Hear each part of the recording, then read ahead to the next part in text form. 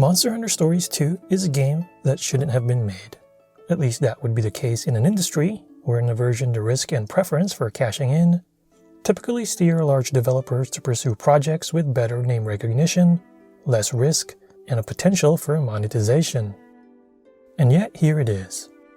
Despite the baggage of a fickle genre that could be hit or miss, as well as a predecessor that didn't exactly light up the sales charts when it first came out, here it is. Like the monsters that it portrays in painstakingly vivid detail, Monster Hunter Stories is back in what could very well be a final attempt to scratch and claw its way to survival in an industry where only the fittest stay alive. Many major developers have killed off more wildly popular franchises for less. Monster Hunter Stories 2, however, reflects an unwavering and some might say misguided faith in a spin-off franchise that obviously has a soft spot among its fiercest advocates within developer Capcom. Sometimes, though, all you need is a second chance, and Monster Hunter Stories got exactly that. And boy, what a second chance it is.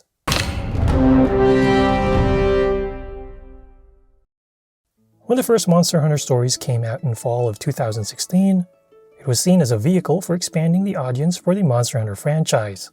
Unlike the gritty and challenging action games of the mainline series, Monster Hunter Stories featured a more kid-friendly design, simpler role-playing game combat, and a monster collection mechanic designed to tickle the dopamine receptors in your brain. The approach honestly made a lot of sense.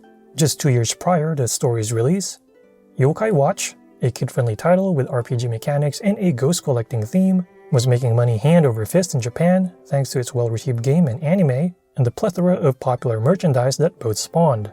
Meanwhile, Nintendo's own monster-based franchise, Pokémon, was still going strong 2 decades after the release of its first game.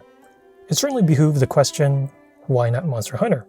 A franchise that already had strong mindshare in Japan thanks to the popularity of its action series, plus an established stable of monsters to boot. Monster Hunter Stories certainly had it all when it came out. It had a good collection of monsters, it had solid and fun gameplay, and the presentation was great for a 3DS game. Personally, it was one of my top games of the year when it came out. For some reason, however, the game did not do well. At least not as well as Capcom hoped for. The numbers weren't necessarily bad, but they were nowhere near the gangbuster figures that were pulled in by its more popular rival franchises. As a result, it appeared that Monster Hunter Stories was dead in the water, another aspiring game franchise hunted down by the tribulations of capitalism. Fortunately, it turns out that the game's fans are quite the loyal bunch. In an interview with Capcom's Ryozo Tsujimoto for the Reno Gazette-Journal last year, the producer credited Monster Hunter Stories 2 supporters for giving it another shot when I asked him about it. We actually got a lot of feedback from fans who really loved the first game, Tsujimoto said. They really wanted a sequel, so we decided to make it happen.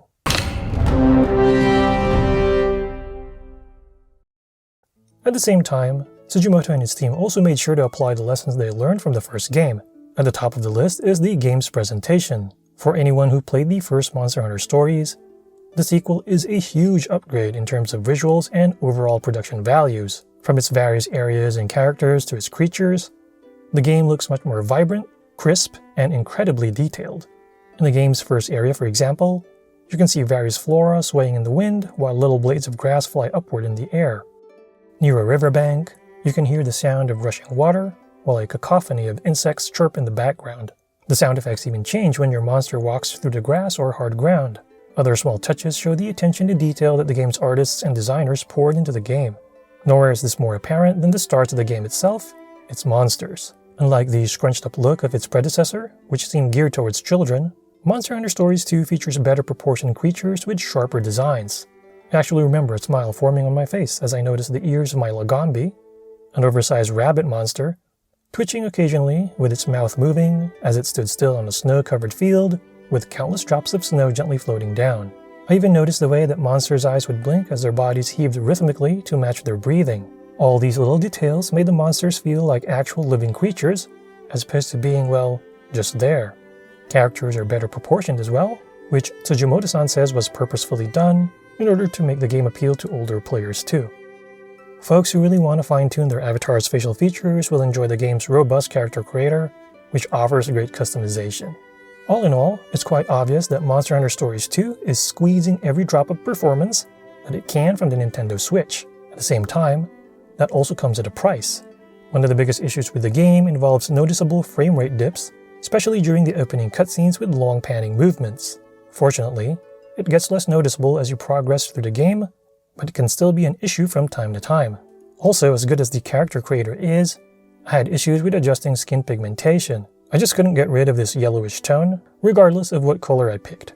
It's also tough to get that same light skin tone that characters such as Enna have, as you typically end up with a range that goes from light yellow to orange and darker browns. Despite the issues, Monster Hunter Stories 2 still does a good job overall with visuals and presentation. Fans of the franchise will also enjoy its various homages to the series. The way that your character and feline pal Navarro get unceremoniously dumped on the entrance of a villager city when fast traveling via kitty cart, for example, never gets old.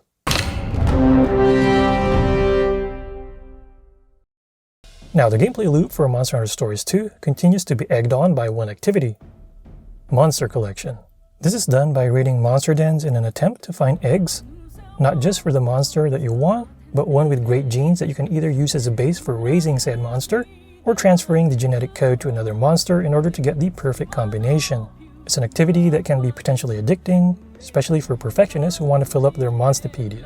It actually took me 90 hours to finish the game's campaign, and I'd wager that 30 or so hours of that was from me just going around looking for monster eggs every time I reached a new area. In fact, I pretty much had to force myself to speed through the last couple of areas, and not explore as much as I did in the beginning, or I never would have been done.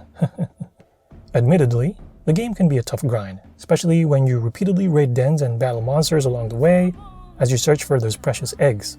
The game can also lock you into using a certain lineup of monsters with field effects such as jumping, swimming, or climbing as you go through the campaign, or you'll otherwise miss treasure chests that might contain valuable items. On the plus side, the game has a great system for leveling up idle monsties, so it doesn't take long to get your monsters up to speed with your main party. Add a robust post-game offering with stronger monsters to fight, better gear to acquire, and content updates to support the game beyond its release day, and you can easily spend hundreds of hours on this game. Meanwhile, combat relies on the same rock, paper, scissors mechanic of the first game, but with a twist. Basically, most attacks correspond to 3 types, with power beating technical, technical beating speed, and speed beating power. And this applies to both you and the monsters that you face. One difference from the first stories is that the sequel removes the element of randomness from the monster's attacks. Each monster will now use the same attack type, with small monsters typically sticking to one attack type, while large ones use at least 2, with the second attack type usually being triggered when a monster enters an enraged state. Some monsters can also use a third attack type under another condition, like when they are electrified or flying, for example. A Legiana will always start with speed attacks, and then switch to power attacks when enraged. If it hovers in the air, however, it will start using technical attacks. Most monsters also have a gold type attack, which can usually only be cancelled by a special attack that you can trigger once your kinship gauge is full. The system rewards monster knowledge, as players who remember the patterns will do especially well. Folks who are familiar with the mainline games will also have an easier time guessing a monster's preferred attack patterns, as they usually match their personality from previous games. That being said, the game can be incredibly punishing if you guess wrong. This can make the combat feel unbalanced at times, as fights can get too easy if you pull off successful double attacks with your monster pal all the time, but too hard if you aren't able to win head-to-head clashes. Monster Hunter Stories 2 also adds a new attack type based on the game's 6 weapons. The Great Sword and Sword and Shield, for example, inflict slashing damage, while the Hammer and Hunting Horn deal out blunt damage. A third type, piercing damage, is possible with the bow and gun lance. The weapon attack types add another element to combat, especially as it relates to breaking monster parts. This is further fleshed out by the specialties of each individual weapon. Hunting Horn, for example, excels in healing and buffing, while Hammer does really well against enemies inflicted with a status effect. Sword and Shield is great for countering, while Gun Lance can seal enemy attacks and fill your kinship gauge rapidly. One problem I do have with the game's combat is the uneven partner AI. There will be times when your AI-controlled partners will have bad luck and consistently pick the wrong move and decide not to heal the damage they sustain in the process. This can be especially annoying against tougher bosses, as you'll end up wasting turns and precious items to heal your partners, which can make a hard fight even more challenging. While you have a limited amount of control with your own monster partner, your hunting buddies are a totally different story and pretty much move independently.